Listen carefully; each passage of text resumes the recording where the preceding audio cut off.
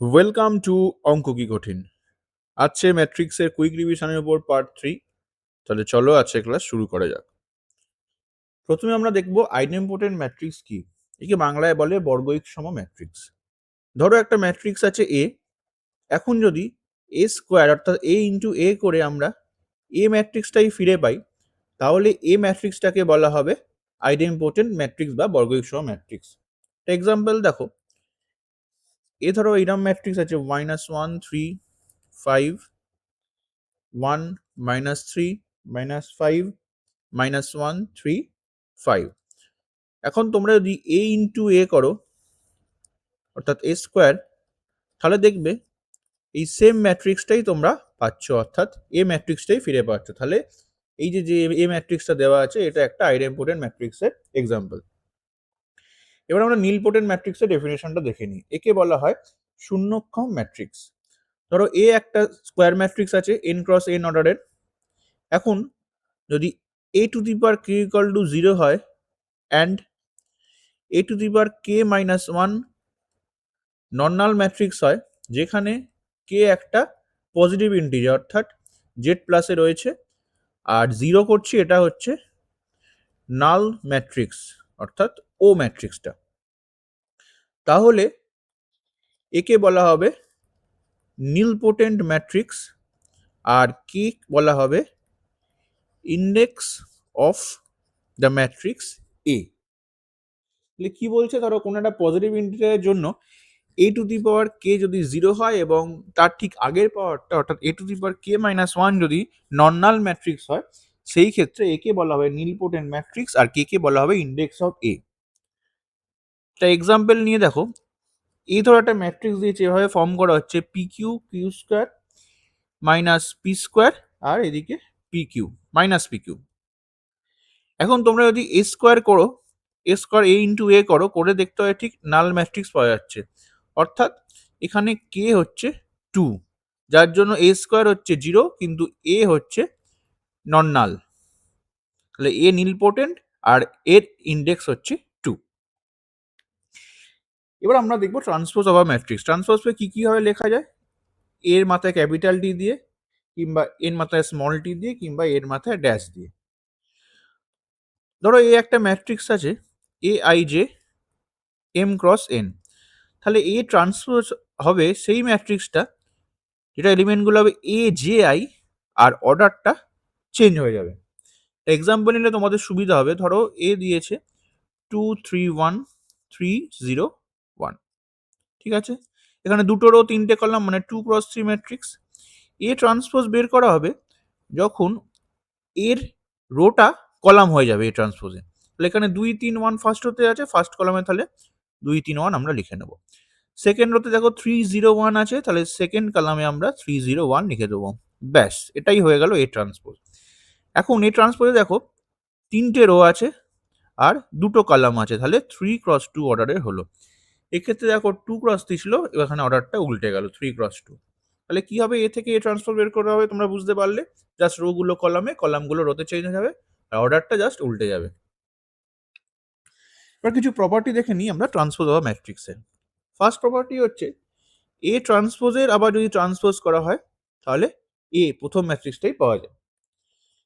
ধরো এ plus B আছে বা এ মাইনাস বি আছে, তাদের ট্রান্সপোজ করা মানে এ ট্রান্সপোজ প্লাস অথবা মাইনাস বি ট্রান্সপোজ। এবার ধরো কোনো একটা স্কেলার গুণ করা হচ্ছে কোনো ম্যাট্রিক্সের সাথে, তারপর তার ট্রান্সপোজ নেওয়া হচ্ছে, তাহলে স্কেলারের ট্রান্সপোজ তো আর কিছু হবে না, স্কেলারই থাকবে, এ ট্রান্সপোজ হয়ে যাবে। মাল্টিপ্লিকেশনের ক্ষেত্রে একটু অন্যরকম রুল আছে। এ আর বি যদি দুটো ম্যাট্রিক্স থাকে, তার গুণফল এ বি, তার ট্রান্সপোজ করা মানে হচ্ছে বি ট্রান্সপোজ আগে আসবে, তারপর আসবে এ ট্রান্সপোজ। এটা কিন্তু তোমরা মনে রাখবে। এবার আমরা দেখব সিমেট্রিক ম্যাট্রিক্স কি। ধরো এ একটা ম্যাট্রিক্স আছে A I J N cross N অর্ডারে। এবার যদি এ ট্রান্সপোজ ইকুয়াল টু এ হয়, তাহলে ম্যাট্রিক্সটাকে বলা হবে সিমেট্রিক ম্যাট্রিক্স। আর একটা ভাবে বলা যাবে A I G equal to A J I. Example নিলে তোমাদের বুঝতে সুবিধা হবে, -5 2 -1 2 4 3 মাইনাস 1 3 9।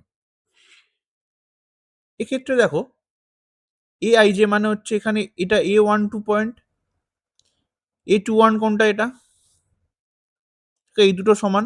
সিমিলারলি এইটা এটা সমান, এটা এটা সমান। যদি এই পয়েন্টগুলো সমান হয় তাহলেই আমরা বলতে পারবো যে এটা সিমেট্রিক ম্যাট্রিক্স হচ্ছে।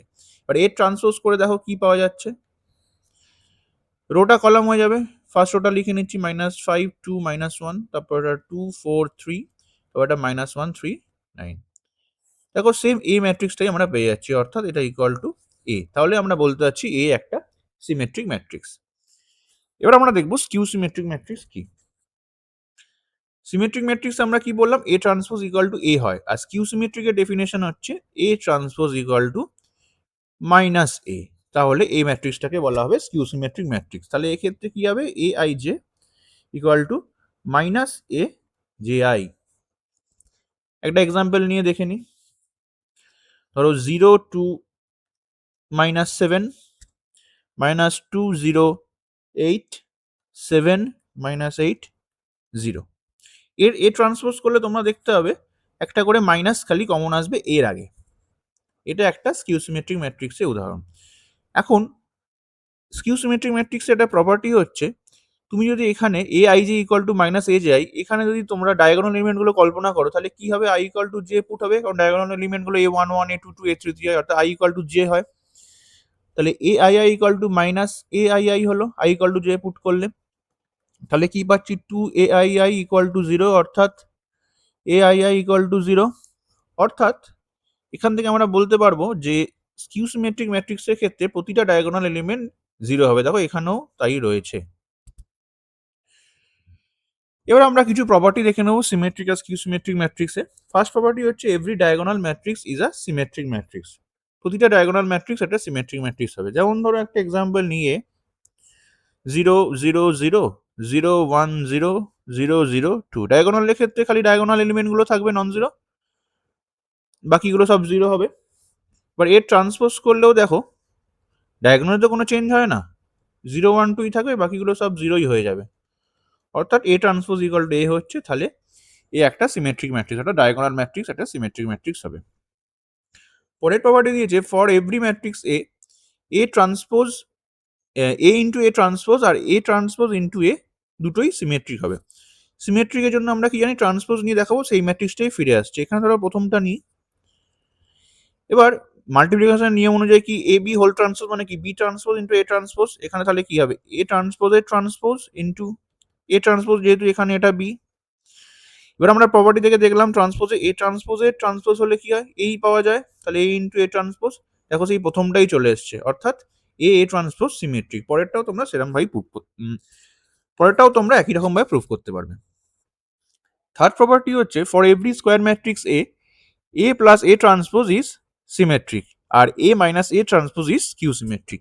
তো স্কিউ সিমেট্রিকটাই আমরা প্রমাণ করছি। তাহলে কি করবো, ফার্স্টে ট্রান্সপোজ নিয়ে নেবো, এটা ইকুয়াল টু মাইনাস অফ এই জিনিসটা দেখাবো, তাহলেই প্রমাণ হয়ে যাবে স্কিউ সিমেট্রিক এটা। এবার বিয়োগের ক্ষেত্রে কি জানি, নর্মাল হয় এরকম, এ ট্রান্সপোজ মাইনাস, এটা জানি আমরা এ ট্রান্সপোজে হোল ট্রান্সপোজ মানে এ হয়, এ হলো, এখান থেকে মাইনাস কমন নিলাম। দেখো প্রথম যেটা নিয়ে শুরু করেছিলাম সেটাই চলে এসছে, অর্থাৎ এটা একটা স্কিউ সিমেট্রিক ম্যাট্রিক্স। অন্যটাও এই যে এ প্লাস এ ট্রান্সপোজ, এটাও তোমরা এরম ভাবেই প্রমাণ করতে পারবে যে সিমেট্রিক। লাস্ট প্রপার্টি দেখে নাও, দিয়েছে every square matrix can be represented as addition of a symmetric matrix and a skew symmetric matrix. মানে প্রতিটা স্কোয়ার ম্যাট্রিক্সকে আমরা এরকম দুটো ম্যাট্রিক্সের যোগফল হিসাবে লিখতে পারবো, যেখানে একটা হচ্ছে সিমেট্রিক ম্যাট্রিক্স আর একটা হচ্ছে স্কিউ সিমেট্রিক ম্যাট্রিক্স। তাহলে আজকের ক্লাস এই পর্যন্তই রইলো, দেখা হচ্ছে নেক্সট ক্লাসে। Thank you.